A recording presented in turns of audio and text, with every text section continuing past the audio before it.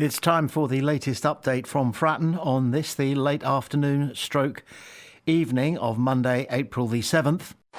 Pompey's starting lineup for Coventry. The table doesn't lie.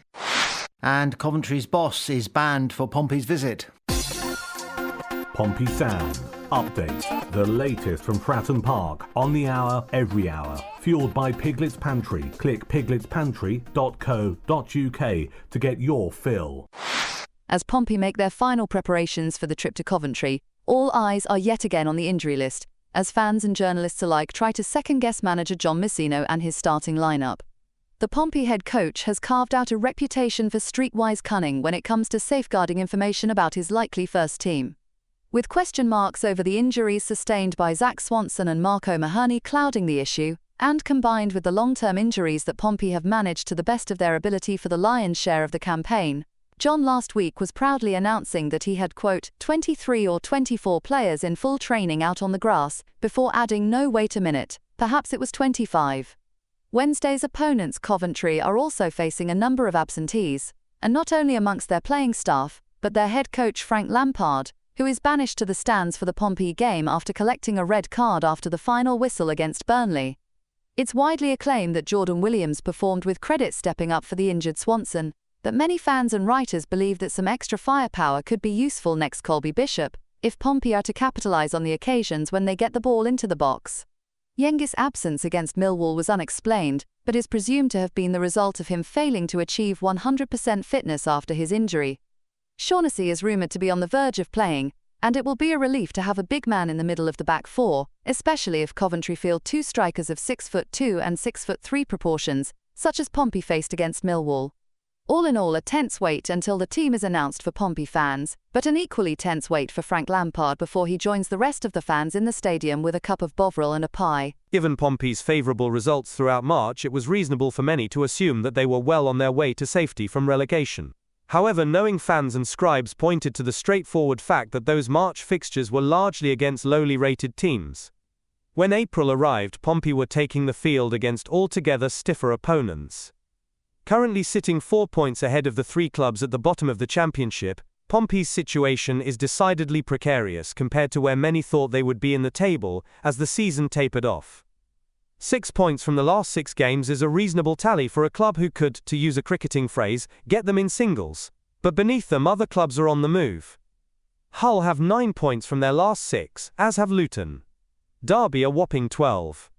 Some of the other statistics, if the table is subjected to detailed analysis, are revealing. Pompey's goal difference of -15 is markedly better than the bottom 3, of whom the best is Cardiff, whose difference is -20. Those 5 goals could prove the difference on the final day, and effectively inflates Pompey's lead over the bottom 3 from 4 points to 5.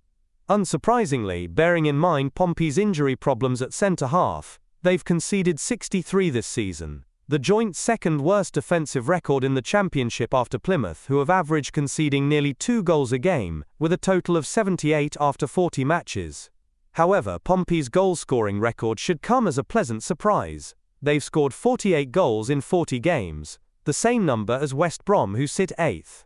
Pompey go again on Wednesday at Coventry, and it will be a tense evening, especially if the other clubs towards the bottom of the Championship, who play the night before, pick up points. Coventry will be missing a familiar face in the dugout when they take on Pompey this Wednesday. Frank Lampard won't be on the touchline for the Championship clash after a heated end to Saturday's game against Burnley saw him sent off after the final whistle. It was a frustrating afternoon all around for the Sky Blues, who suffered their second straight defeat in a 2-1 loss at home. Despite Haji Wright giving them an early lead after just 5 minutes, league leaders Burnley managed to turn things around. The match became increasingly tense in the second half after Burnley went ahead, with the visitors' time-wasting tactics clearly getting under the skin of Lampard and his team. Things got ugly at times between both sides, with ref James Bell dishing out 6 yellow cards amid several heated exchanges between players and staff. Lampard's frustration boiled over at full time when he confronted the official, who promptly showed him a red card. The dismissal means he'll be watching from the stands when Pompey come to town. His assistant Joe Edwards had to handle the post-match press duties, and was understandably cautious when asked about the sending off.